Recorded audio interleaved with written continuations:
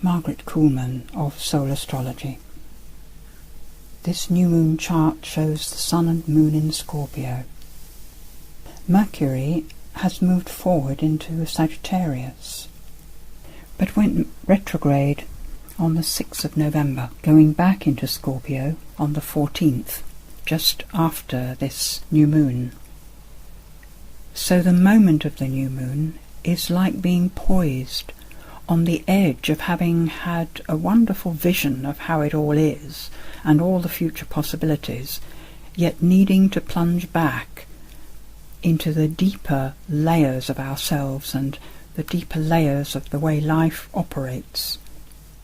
This shows up in relationships, in our financial situations, in our living conditions, but all of this shows up in our deepest areas of human experience, deep within, because it's here that we house our reactions to all the rest. So perhaps the position of Mercury is giving us a sense of a larger possibility to sustain us as we then go back into those depths, to recover the strength that we need to go forwards.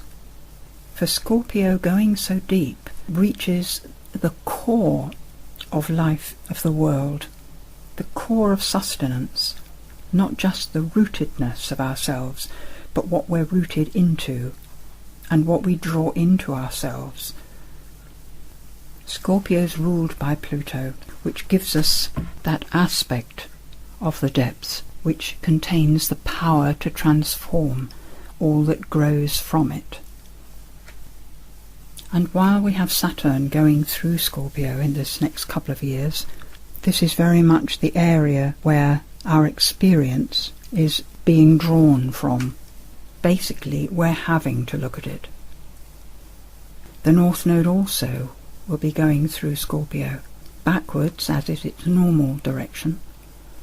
Mercury will go over the North Node during the next few days and doesn't turn to go forwards until it reaches 18 degrees Scorpio on the 25th, 26th of November. The one difficulty that I see with this Mercury's position is its right angles, its square to Neptune. It doesn't have to be a problem, but the sort of difficulty it can create is a tendency to want to gloss over any difficulties, to see the better possibilities, to make light of things, because there are wonderful possibilities there. But this is not the time to focus only on those, but to hold those as a light, a guiding light. And the light that guides us is the spiritual purpose of things, the spiritual energy, the essence of things, which our minds have great difficulty in accepting, can't be pinned down. And we try to pin things down and therefore reduce them, making it black or white, when actually what's called for is a relaxed state, where all possibilities are accepted to flow through, so that whatever is appropriate can manifest itself. And we really do have no idea what that is. If we wait open-hearted, the right things will manifest. Our part in this process is to watch for all the truth, to allow it all to be. Part of allowing the truth to be is not trying to change it, not wishing it was different. Those are just ways of denying its truth, of putting only one foot to the ground, so that movement is impossible, change doesn't happen. It's important for us to be completely with what is, holding it lightly so that it can move and change and grow and be something that we had no idea it could be. An attitude that works in going forwards in this way is to be surprised. Let us be surprised at what happens. Surprised, delighted, sometimes sad, when we notice reactions in ourselves of anger or shock, distress, we need to be with those, experiencing the distress, the shock, the anger, and not attempting to put it out there onto whatever triggered it. In the end, the lessons of life are always the same, but there are times when learning those lessons is more important, and the result of not learning the lessons more testing, more painful perhaps. Another good attitude is the sense that at last I can get my teeth into that, the ball and chain that's been dragging me back from all that I can be.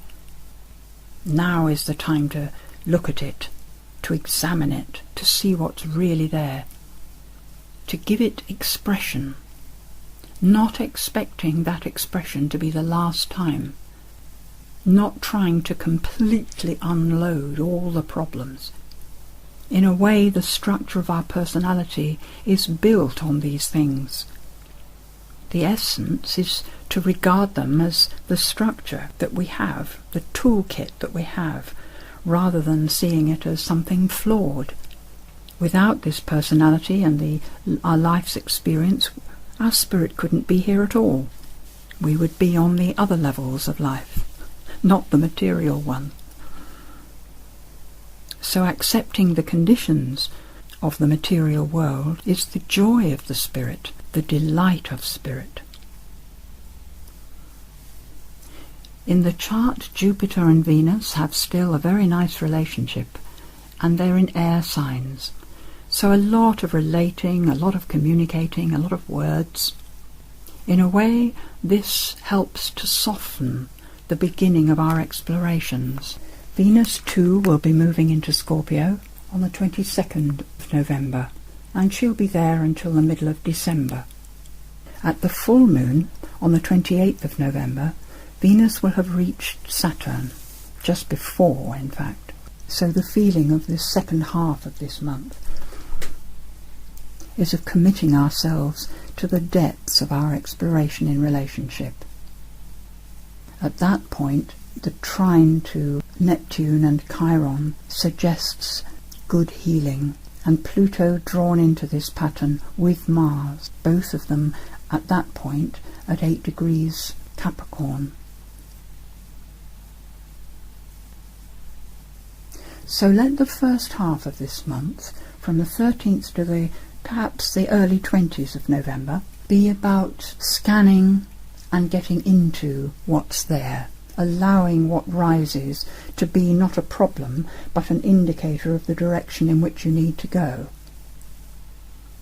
So that as we head towards the full moon on the 28th of November, there is a knowing, a settling inside, and a competence to deal with whatever has risen. So the first half of December looks like a time when we can make things happen, or at least be involved practically in the happening of things. Because Neptune continues to be involved at the beginning of its own sign, Pisces, in all of these things, allowing our own personal spirit, if you think of that as being your angel, your overseeing angel, the spirit that comes through the heart of yourself, the essential self, who you really are, but as an angel, as it were, those great wings that grow out of your shoulders. Let that be the guiding factor. And whatever the internal landscape you find yourself going through, you will always have that light to support you. Spiritual strength.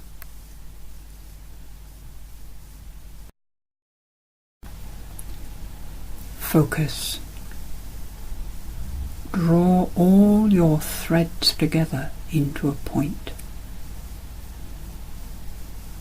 Let that point be a star, born and held. This is not a visualized star.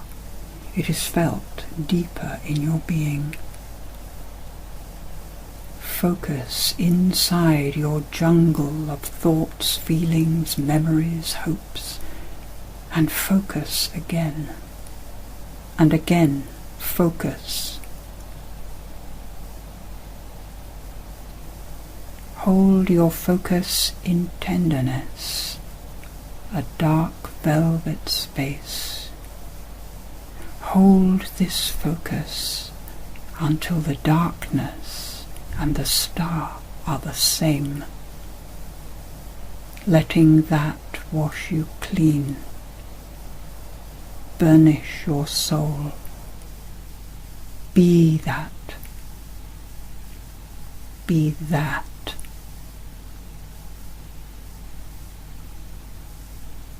And as you return into your everyday self, let the brilliance of that starred darkness be as wings at your back, connecting you to the source of your particular and unique life. Transformation happens. Bless you.